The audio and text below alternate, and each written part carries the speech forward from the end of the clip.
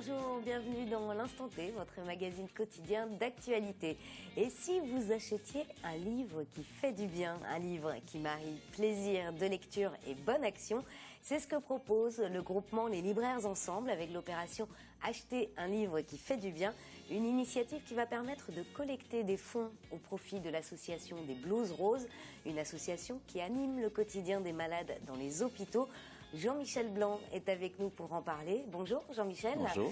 Vous êtes responsable de la librairie Ravi à Quimper et président du groupement Les Libraires Ensemble. Et vous nous dites tout sur la première édition de cet événement qui se déroule dans toute la France jusqu'au 27 février. Mais avant, retour sur l'actualité de ce vendredi 12 février dans le Finistère. Les agriculteurs en colère poursuivent leurs actions coup de poing. Déchets devant le domicile du député Richard Ferrand à Mautreffe, saccage de la Chambre d'agriculture à Quimper dans la nuit de jeudi à vendredi, blocage de supermarchés à Quimperlé ou Briec ce vendredi midi. Bref, les paysans ne semblent pas décidés à baisser les bras et les responsables syndicaux ont bien du mal à contenir le désespoir. Les explications avec Pauline Ferco et Xavier Patrijon. Un nouveau palier a été franchi dans la violence des actions agricoles ce jeudi soir. Tandis que plusieurs dizaines d'agriculteurs en colère ont vandalisé le domicile du député Richard Ferrand près de Carré, ils étaient une quinzaine de tracteurs à Quimper pour faire de même devant la Chambre d'agriculture du Finistère. Vieux pneus, lisiers et débris en tout genre. Si la méthode ne surprend plus, la cible est moins habituelle. Non, sur la cible, c'est clair, je pense qu'il y a une erreur de casting puisque c'est pas la Chambre d'agriculture qu'il faut taper, puisque justement la solution doit venir aussi en partie de la Chambre d'agriculture. C'est un peu taper tellement de détresse que ça tape un peu à gauche à droite et à un moment donné ou à un autre, ça peut s'égarer, c'est ce qui s'est passé l'année dernière. Un égarement que comprennent les membres du bureau de la Chambre d'agriculture. Pour eux, ils ne sont pas visés directement. C'est un signe supplémentaire du désespoir ambiant. C'est une détresse qui s'exprime au travers de ces actes, quoi. Et ces personnes que je connais, je trouve ça quelque part dur, parce que face à cette détresse qu'il y a dans nos campagnes, on voit bien qu'il faut qu'on arrive à trouver des solutions rapidement, parce que là, on sent que ça ne va pas le faire, quoi. Un geste de désespoir donc qui a quand même donné lieu à 5 interpellations parmi les manifestants nocturnes. Un agriculteur accusé d'avoir chargé des CRS avec son tracteur a été relâché dans la journée. En fin d'après-midi, les 4 autres, accusés de dégradation, ont également été relâchés. Elle est trop belle. Parce qu'à un moment, moi aussi, si c'est pour entendre ça, moi je dis on dégage tous. Parce que si c'est pour entendre ça, c'est fini. Mobilisation également ce vendredi devant l'Intermarché de Briec et tension du côté de Quimperlé où une cinquantaine d'agriculteurs se sont réunis devant l'usine Triscalia avant de bloquer les accès au supermarché Leclerc. Ils ont échangé avec la direction du magasin à propos des marges et des prix dans un climat détendu. Ça s'est passé tout de bon enfant, il n'y a pas de problème. Donc on a eu des explications sur tout ce que l'on voulait savoir, c'est-à-dire produits laitiers pour finir. Il y avait de la charcuterie et en viande rouge, c'est-à-dire bovine, on n'a rien trouvé. C'est vrai effectivement qu'ils travaillaient avec beaucoup de local. Par contre, la traçabilité en ce qui est jambon, il n'y en a pas. L'étiquetage d'origine des produits, c'est la revendication première des agriculteurs aujourd'hui, mais aussi l'augmentation des produits français dans la restauration collective ou encore une simplification administrative pour les exploitants agricoles. Bref, pour l'heure, rien ne semble bouger face aux actions qui montent en puissance. Le mouvement n'est pas prêt de s'essouffler. Et voici une jolie histoire de solidarité à présent à la Villa Cosmao dans le Morbihan. Une patiente atteinte de problèmes autistiques a pour habitude de déchirer ses vêtements. Sensibilisés à ce handicap, les élèves du lycée professionnel de Roseglaze à Quimperlé s'affairent à lui confectionner une garde-robe sur mesure, aussi résistante que possible. Les explications avec Lou Lyotet et Julie Sicot. Des poches de jeans toutes déchirées, des cols aux coutures arrachées. Ces vêtements sont ceux d'Isabelle.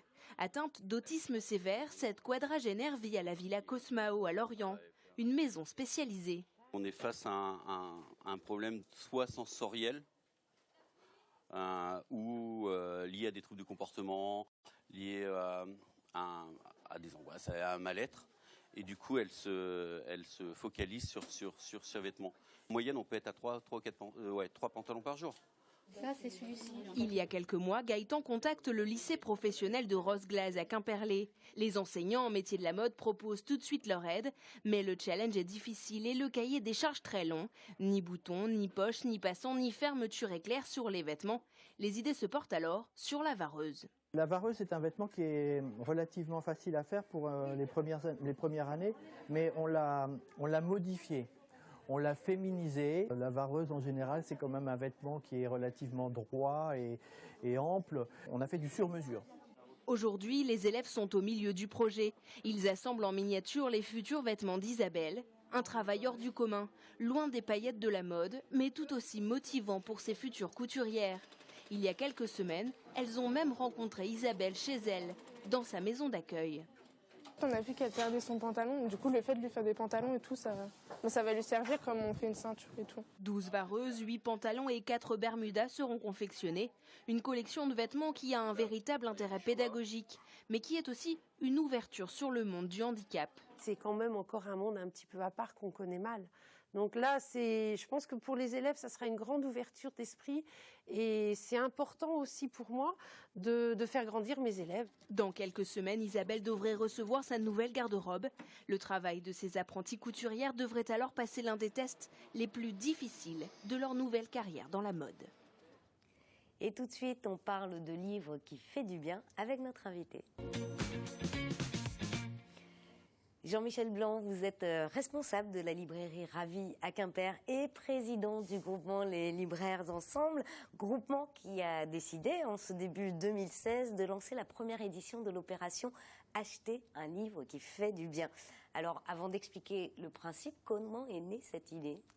C'est une idée qui est née d'un brassage et puis d'une rencontre avec notre agence de communication. On cherchait à faire émerger au niveau national notre groupement de libraires, qui est un groupement relativement ancien, mais qui a trouvé une nouvelle dynamique il y a 5-6 ans maintenant. Et puisqu'on n'avait pas vraiment les moyens financiers de s'offrir une campagne de communication à travers de la publicité traditionnelle, soit de l'affichage, soit de la télé ou de la radio, on s'est dit que finalement le meilleur moyen d'être repéré, c'était peut-être de faire une belle opération caritative. Et du coup, vous avez choisi de vous associer à l'association Les Blouses Roses. Pourquoi cette association ? Parce que les Blouses Roses, en fait, il y a 2 raisons. C'est une association qui utilise beaucoup de livres dans son action, que ce soit pour aider les enfants malades ou les personnes âgées.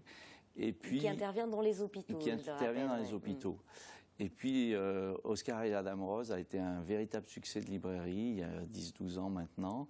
Donc finalement, on a lié 2 choses. On a lié une association dont l'action est vraiment basée sur le texte, sur l'écrit en grande partie.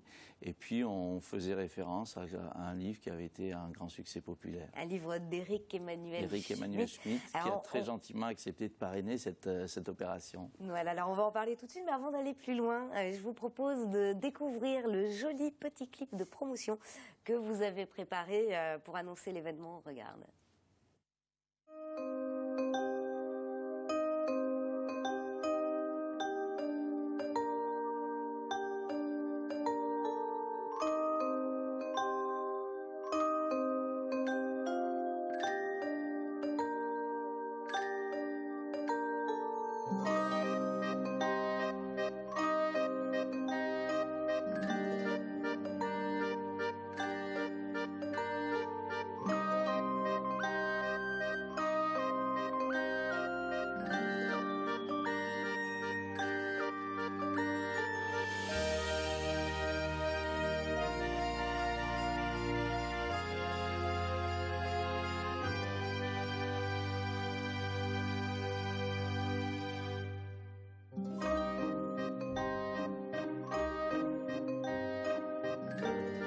L'association Libraires Ensemble se mobilise pour l'association Les Blouses Roses, qui adoucit le quotidien des patients en milieu hospitalier. Nous sommes des bénévoles soutenus par la Fondation de France et parrainés par Yves Lecoq. Dans le cadre de cette première édition, nous serons accompagnés par Éric Emmanuel Schmitt, auteur d'Oscar et la Dame Rose. Alors nous vous attendons nombreux au sein des librairies du groupement Libraires Ensemble du 12 au 27 février 2016 pour participer à ces journées d'action et en achetant un livre qui fait du bien.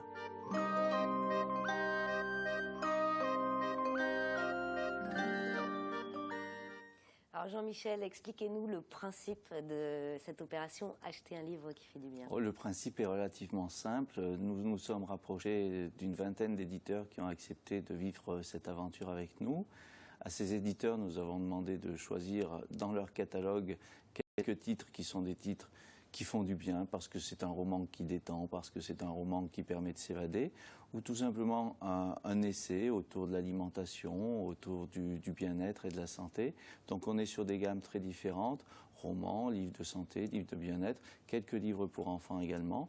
Et donc on arrive à une sélection d'une cinquantaine d'ouvrages sur lesquels les libraires ont accepté de reverser 1 € sur chacun des titres vendus. Et de même, les éditeurs ont accepté de laisser leur marge commerciale et l'ensemble de cette somme sera reversé à l'Association des Blues Roses. Est-ce que vous avez évalué une somme justement minimum que vous envisagez pour cette première Le minimum qu'on Roses s'était fixé, c'était de pouvoir faire un chèque de 20 000 €. Ah oui, conséquent quand même. Oui, il fallait quand même marquer l'opération. On l'a entendu, le parrain de cette première édition est Éric Emmanuel Schmitt, l'auteur d'Oscar et la Dame Rose. C'est un roman qui évoque le quotidien d'un enfant hospitalisé. Quel est son rôle de parrain dans cette opération ? C'est surtout de l'image, c'est-à-dire que gentiment, Éric Emmanuel Schmitt a accepté d'être à nos côtés. Comme je le disais tout à l'heure, son livre avait été un grand succès populaire de vente.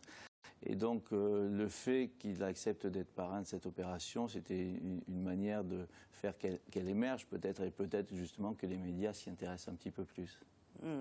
Alors, on peut noter aussi que le comité Cornouailles des Blues Roses sera présent à la librairie Ravi à Quimper les samedis 13, 20 et 27 février.